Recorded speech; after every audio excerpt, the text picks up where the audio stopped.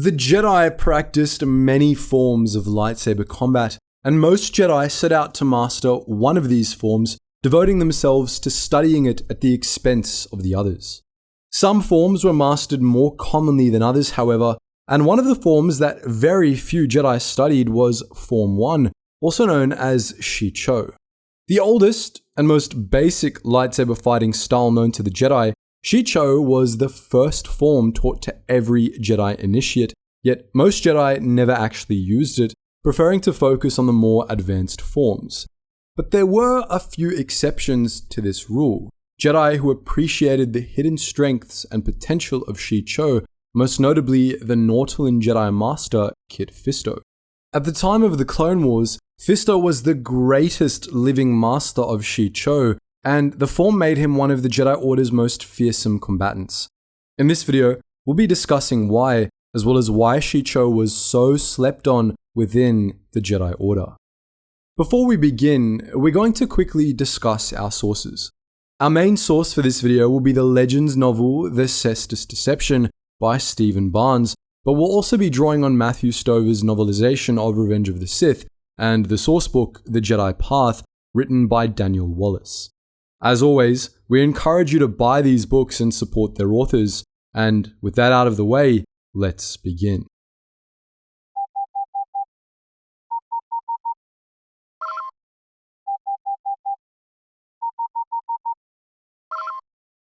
Attention, Sergeant on deck!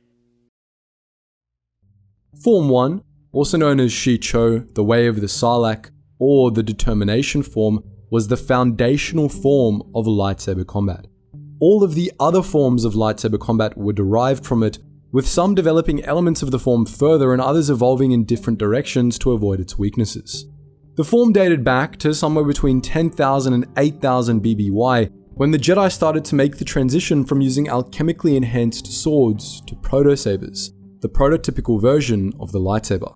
These first lightsabers were unstable, clunky, and not really useful as a weapon. For a long time, Jedi only used them ceremonially. But as proto-sabers became more advanced, they steadily replaced the Jedi's force-imbued swords, and this required the creation of a new combat form adapted to the needs of this new weapon. This form was Shii-Cho, and in keeping with its role as the first combat form created for a new, unproven weapon, it was simple, deliberate, and cautious, reflecting how the Jedi Masters who invented it were still unsure of the reliability of their proto-sabers. The form was derived from traditional swordplay, but it was very heavily simplified, characterized by broad, sweeping strokes and simple sets of repetitive maneuvers. It required determination and persistence to use effectively in a fight, and was designed to rely less on the capabilities of the lightsaber and more on the power of the Force. It was easy to pick up the basics of Form 1, though mastering it was a different story, and the form soon spread through the ranks of the Jedi. For a time, Shii-Cho was the only form of lightsaber combat, but that changed after the Second Great Schism and the start of the 100-Year Darkness in 7000 BBY, a war between the Jedi and a sect of Dark Jedi. Shii-Cho was simply not suited to the demands of this war. It was best for use against multiple opponents, not for one-on-one combat, and it wasn't designed for use in lightsaber duels. Form 2, Makashi, was developed to account for these weaknesses, and Shii-Cho faded from the spotlight. With each new lightsaber form developed, Form 1 continued to decline, treated largely as a prototype form that had mostly been surpassed. Shii-Cho continued to see use in later millennia, but it was almost exclusively as a training form. Form 1 was the first combat form taught to Jedi initiates as part of basic lightsaber training, and initiates and Padawans spent much of their time drilling the form until the basic cadences became second nature. Every Jedi knew Form 1, but next to none of them used it after learning other forms. It's sometimes claimed that Shii-Cho was the most common lightsaber fighting form in the Jedi Order, but it was actually one of the least used. Form 3, Surisu, was the most commonly used, while only a handful of Jedi devoted their study fully to Shii-Cho. Still, Form 1 was recognized as an effective fallback style as well, a form that could be useful in situations where no other form would do. The basics of Shii-Cho were extremely simple. The foundation of the form wasn't any specific set of moves, but rather a mindset. The duelist had to surrender themselves to the Force, to let it flow through them, guide their actions, and tell them where to move their blade through instinct and precognition. Jedi initiates were trained to do this through blast deflection drills, which required them to use their lightsabers to deflect stun bolts fired from training remotes while blindfolded. Once the trainee had this mindset down, they would be able to move on to master the form itself. The basic version of Shii-Cho was divided between what the Jedi called Ideal Form 1 and Live Combat Form 1. In Ideal Form 1, all blade work was executed at perfect horizontal or vertical angles, and parries were perpendicular to attacks. This meant that the form essentially only had 4 moves, all of them broad, sweeping slashes: a slash straight down, a slash straight up, a slash from the left, and a slash from the right. These were used for both offense and defense, which were almost identical in Shii-Cho, except for the direction that the duelist moved in. Live Combat Form 1 was much less rigid, but it also consisted exclusively of broad, sweeping slashes done at right angles from one another, although in Live Combat Form 1, slashes were at diagonal angles, offset from the ideal moves by 45 degrees. Live Combat Form 1 was faster, more efficient, and more practical, and while it was still based on just 4 basic moves, it introduced a number of variants on these moves, making the form more adaptable. Even Live Combat Form 1 was very simple, and offense and defense were still more or less the same. Jedi initiates learned Form 1 through sequences of moves known as Velocities, which they would drill repeatedly in pairs. One initiate would be given the role of defender and the other of attacker. The latter would attempt to steadily push the other back, while the former would attempt to lose as little ground as possible.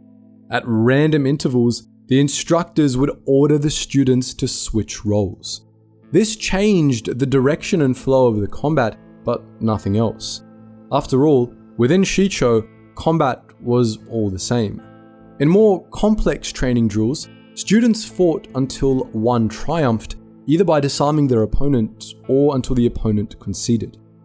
The objective of these training velocities wasn't just to familiarize students with Shii-Cho's various moves, but to make those moves so instinctive that, in combat, they flowed together from one to the next. This continuous motion was what differentiated full Form 1 combat from simple training drills.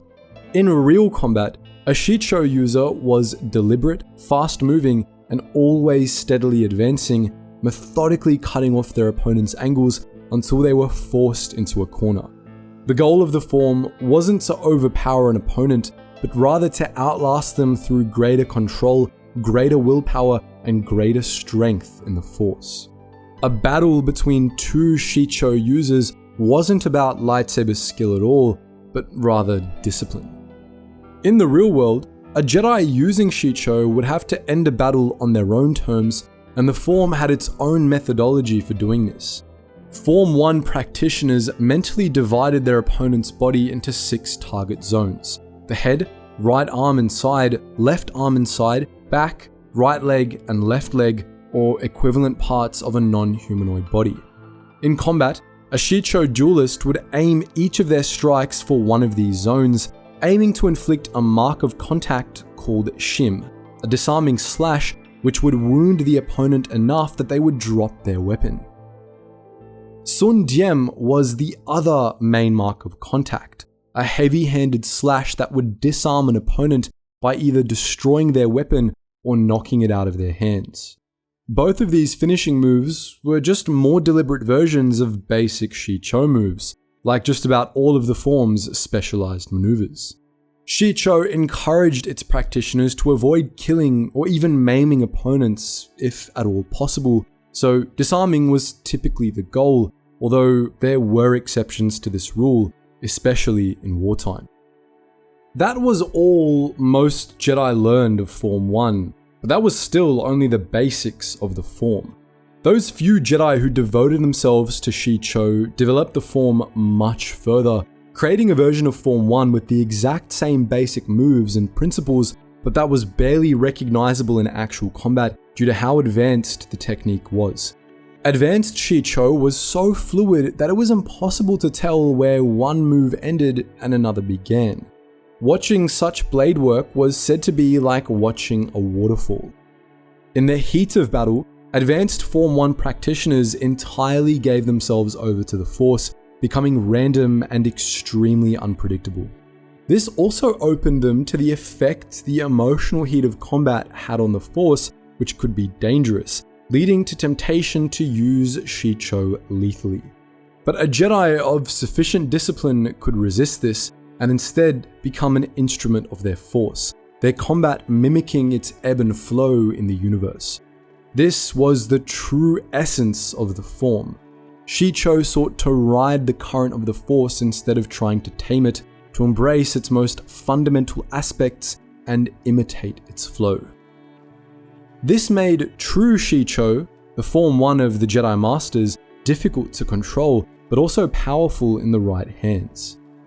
Incidentally, this was why Shii-Cho used identical patterns for defense and offense, and why it emphasized disarming instead of destroying, because its creators and users became one with the Force in combat, and in the Force, all things were one. If the Force willed it, and the duelist was truly one with it, Shii-Cho could produce a nigh impenetrable defense or an unstoppable offense, able to subdue any opponent without killing them. In most cases, of course, things were more complicated, and even the version of Form 1 used by the true masters had both strengths and weaknesses.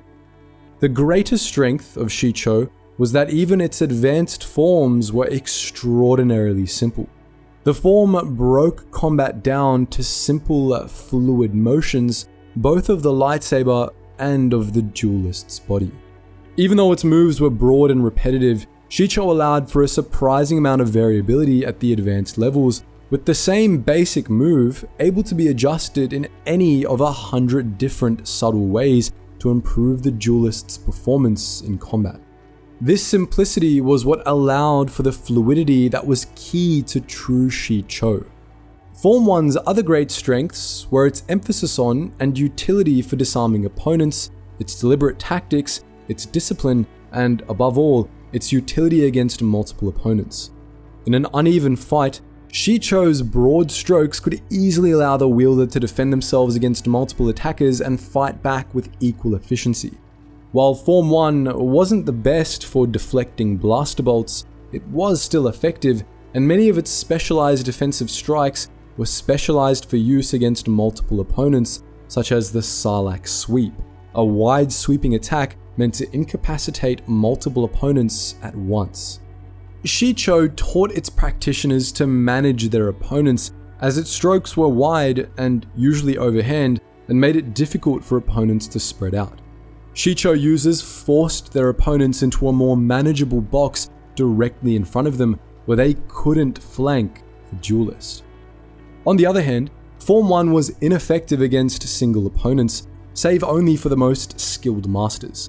Single opponents with more room to maneuver had a much easier time avoiding Shii-Cho's broad, sometimes clumsy, typically wild blade work, and forms better suited to lightsaber dueling often had an easy time finding weaknesses in Form 1 blade work to exploit.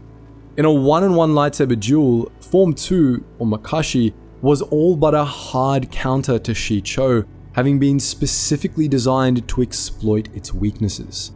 In general, Shii-Cho wasn't designed for lightsaber duels, and all but its masters struggled to use the form in duels against any other form. However, both of these weaknesses could be surpassed by the greatest of Shii-Cho masters, as shown by the subject of today's video, Kit Fisto. Jedi Master Kit Fisto was one of only 3 Jedi known to have exclusively mastered Form 1, with the others being Lucien Dray and Kerlocker, and he was one of the Jedi Order's brightest stars during the Order's final decades. A Nautolan from the Sabalon region of Glee Anselm, Fisto was laid back, accepting, and enthusiastic. He was known for his sense of humor, his wide smile, and also his humility. Fisto was highly skilled, but he didn't like the spotlight, and he was never interested in becoming the Jedi Order's greatest warrior or taking a seat on the High Council. Instead, Kit Fisto chose the path of a Jedi Consular, and he sought a seat on the Council of Reconciliation, the Jedi Order's highest diplomatic body. Kit Fisto believed that it wasn't enough for the Jedi to simply enforce Republic law and battle the outlaws that plagued the Outer Rim. He thought the Order should exert its power to make life better for the galaxy's poor and disenfranchised, both directly and through applying pressure on the Senate. He was a Jedi who strongly believed in the ideals of the Order, and that he believed his mission as a Jedi Master was to see those ideals, and especially the virtues of compassion, self-sacrifice, and cooperation, reflected in the galaxy at large. Perhaps the best way to sum up Kit Fisto would be to say that he cared deeply about the well-being of others, and he generally favored the most direct approach to helping them when they needed it. However, unlike many Jedi of this mindset, Fisto tended to be low-key. He believed the most useful work could be done through quiet diplomacy rather than aggressive action or political agitation favored by the likes of Masters Windu and Dooku, respectively. But Kit Fisto also had another side to him, one seemingly at odds with his personality most of the time.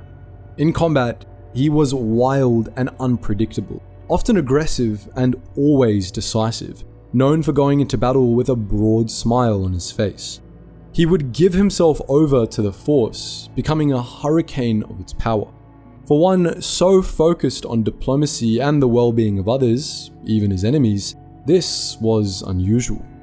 But Fisto's mastery of Shii-Cho reconciled these two seemingly contradictory sides of his character. Everything about Kit Fisto evoked the Force in its rawest form, a hurricane of energy, dangerous and unpredictable, yet deeply concerned with the welfare of life.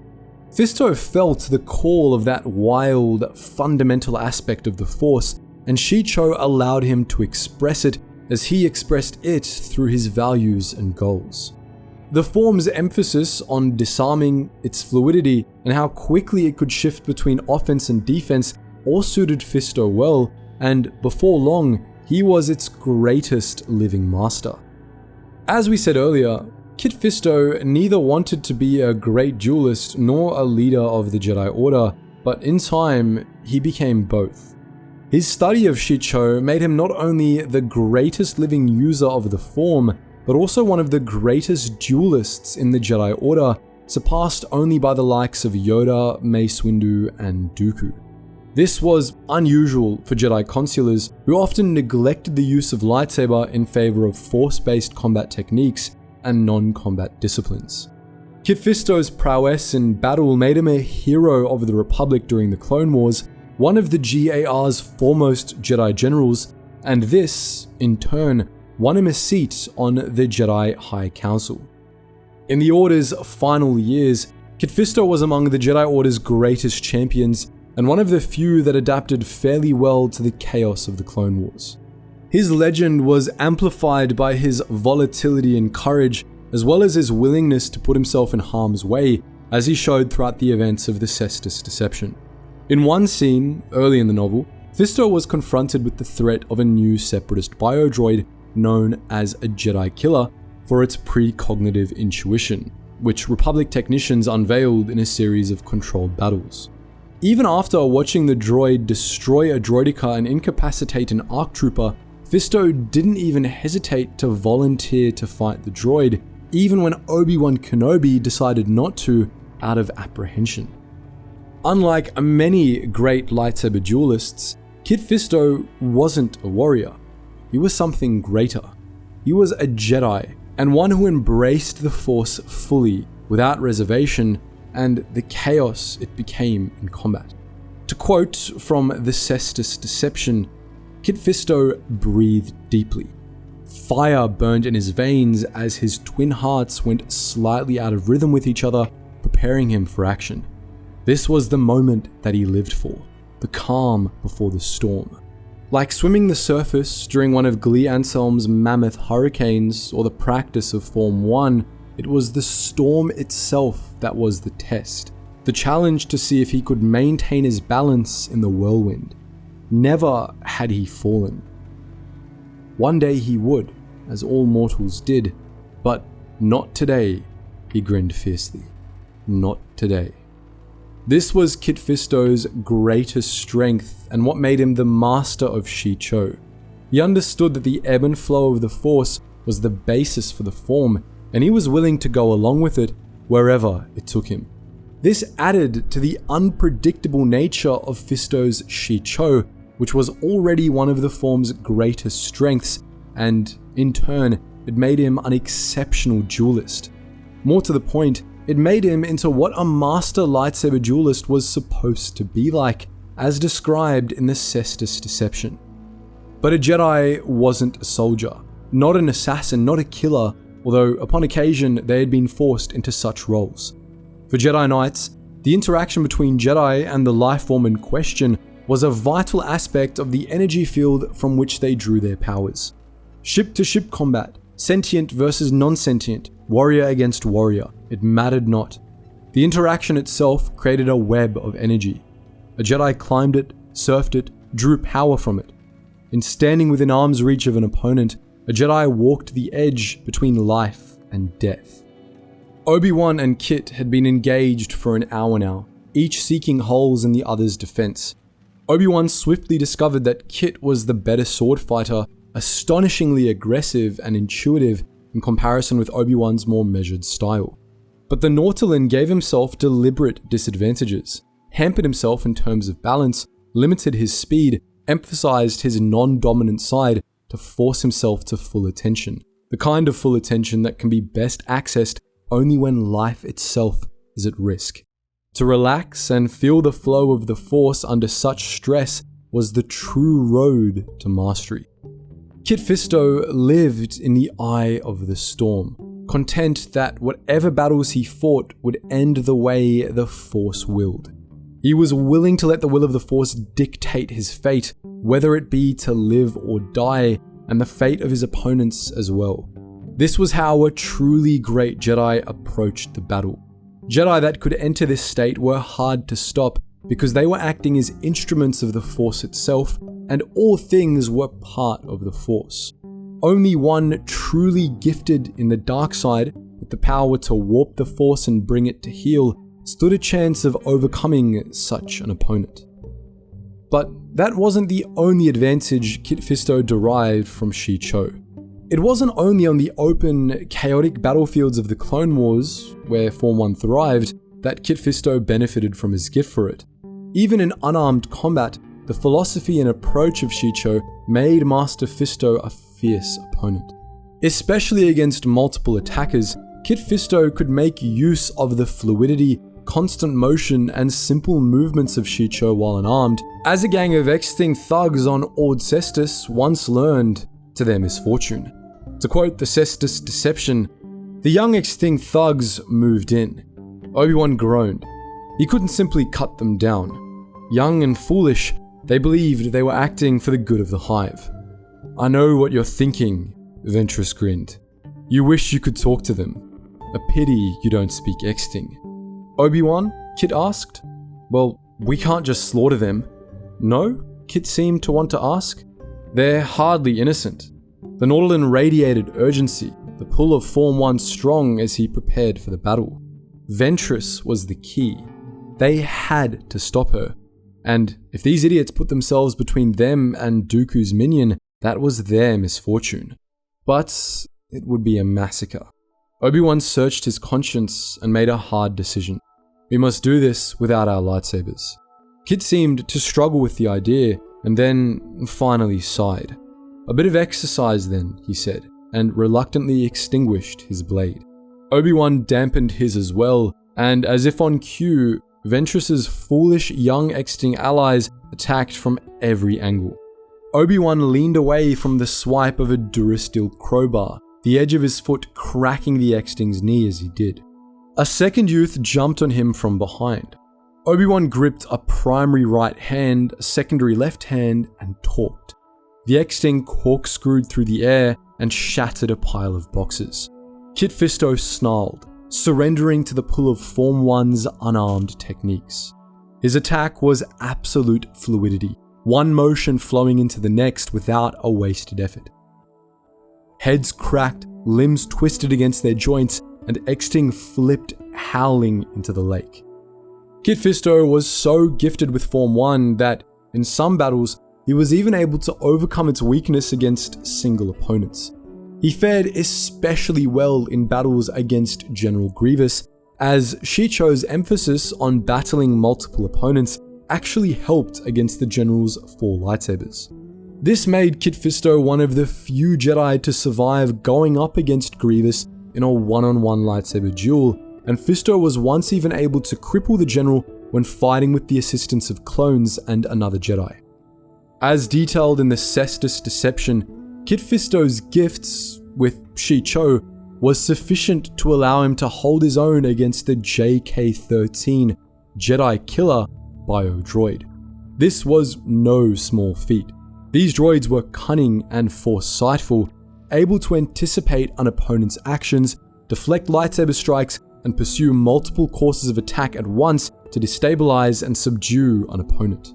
Kit Fisto's ability to fend off such an assault was a testament to his skill with Shii-Cho, as the novel details.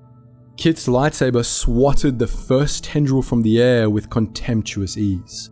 Obi-Wan found his attention straying from the JK, focusing instead on Kit, admiring the strength of his stance, the clarity of his angles as he chose lines of engagement.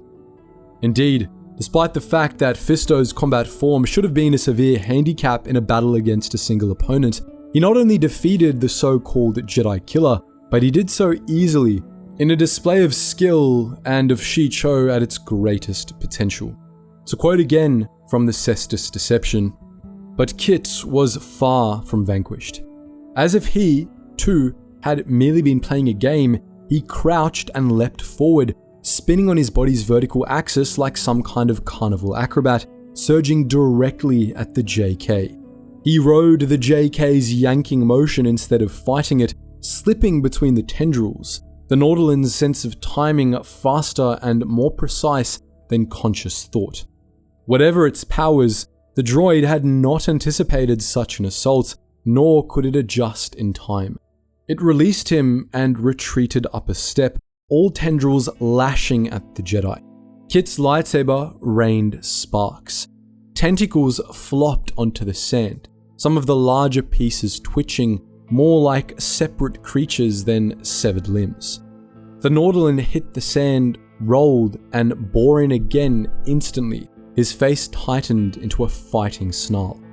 Now, the JK battled at maniacal intensity, and Obi-Wan wondered, what is it trying to do? Again and again, the tendrils lashed at Kit's head. Had Lido Shan failed to give the droid proper inhibiting commands? If so, and the gleaming monstrosity had a single opportunity, it would slay the Nautilin. But Kit had entered lightsaber range. At this more intimate distance, the droid was at a disadvantage. Now, Kit was the predator, the JK reduced to the role of prey. Hissing, it retreated on its slender golden legs, tentacles waving as if it couldn't crunch data fast enough to counter the unorthodox attack. Kit's emerald lightsaber blade was here, there, and everywhere. Unpredictable, irresistible. The spinning energy discs no longer absorbed the strikes. Now they merely deflected them, sparks raining in all directions. Kit accelerated into a blur of motion, complex and rapid enough to baffle even Obi-Wan's experienced gaze. The Nautilin Jedi's lightsaber wove between the energy shields, descending on the JK's housing for the first time. The droid emitted a painfully thin shriek. Its gleaming legs shivered. It collapsed to the sand. It twitched, struggling to rise, and then spilled onto its side, spewing smoke and sparks. But with the great power Shii-Cho afforded Kit Fisto came danger. The same danger, in fact, that was more well known as a risk of Form 7's Juyo style. Combat flooded the Force with strong and often dark emotions, and this altered the shape of the Force in the moment, causing it to change to reflect the frenzy of battle.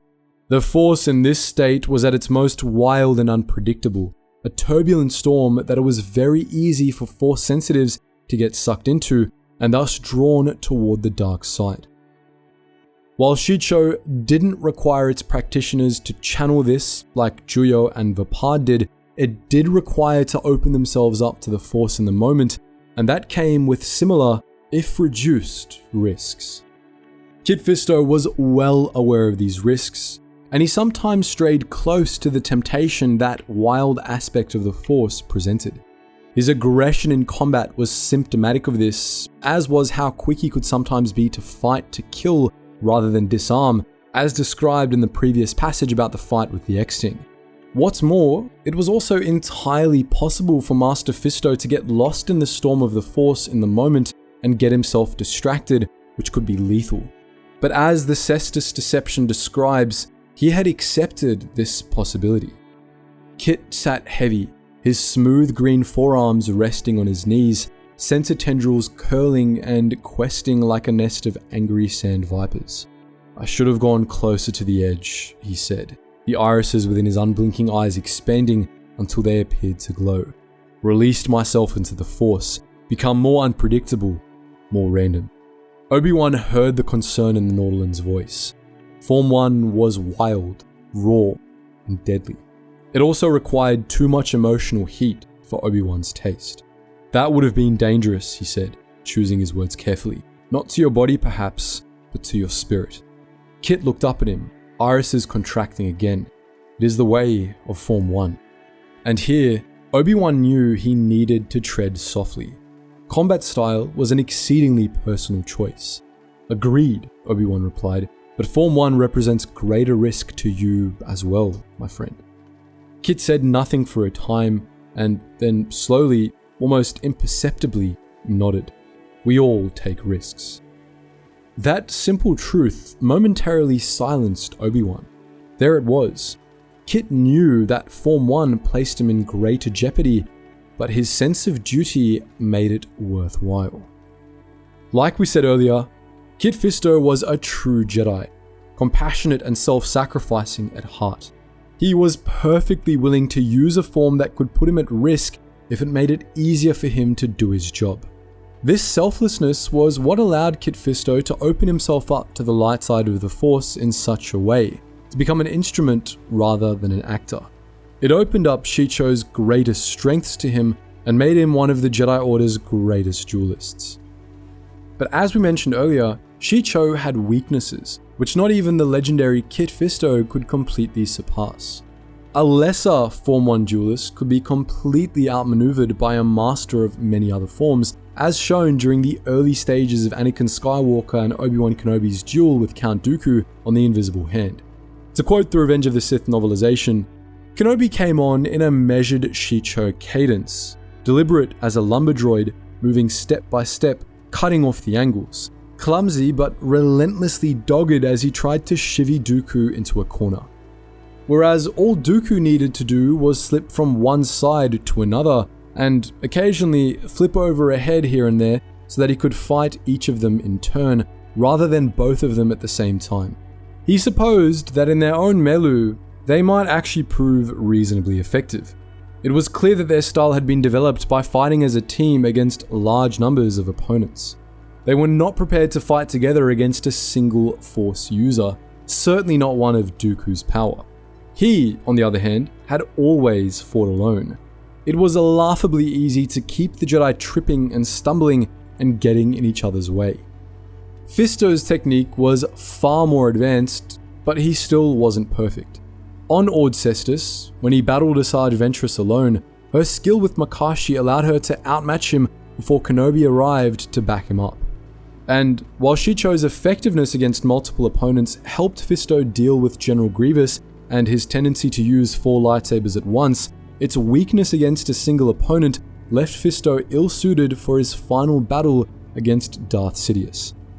In that last lightsaber duel, Kit Fisto held his own for Sidious for longer than fellow Jedi Masters Saesee Tiin and Agent Kola, and for a short while, he and Mace Windu fighting together were able to keep the Dark Lord of the Sith at bay. But in the end, Shii-Cho's weaknesses proved fatal for Master Fisto. Sidious was able to penetrate his defenses, strike him down, and leave his severed head on the Chancellor's desk, still wearing the Nautolan Master's trademark smile. It was a reminder that no one lightsaber form was a guarantee of victory in a fight. So that was our look at Kit Fisto, the greatest master of Shii-Cho, and why Form 1 was such a neglected form among the Jedi. But what do you think? Would you like to see more Kit Fisto content in the future? Let us know your thoughts in the comment section below, and as always guys, thank you so much for watching, and I hope to see you in the next video.